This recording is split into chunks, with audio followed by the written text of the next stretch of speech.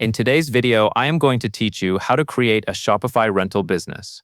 To get started, go into Shopify and open the rental app you are using for your store. This app is where you will control which items can be rented, how long customers can keep them, and how much time you need between rentals. Before you change anything, take a moment to confirm you are working in the correct store and that the products you want to rent are already created in Shopify. It is much easier to set up rentals when your product titles, photos, and descriptions are complete. Once the rental app is open, find the section where you can manage or select products. Choose the product you want to offer as a rental. When you open that product inside the app, look for the setting that marks the item as rentable and switch it on. This is important because it tells the system to treat the product like a rental item instead of a standard one-time purchase.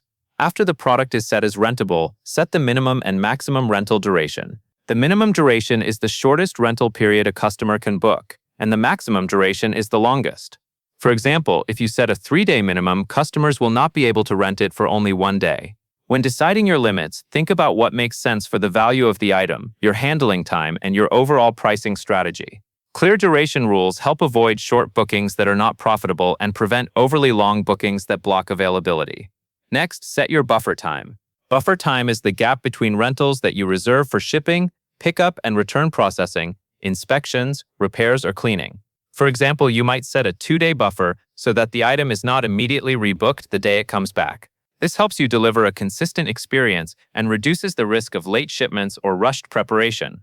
If your items require extra care, you can increase the buffer to match your workflow. Once these settings are saved in your rental app, the product will follow those rental rules going forward.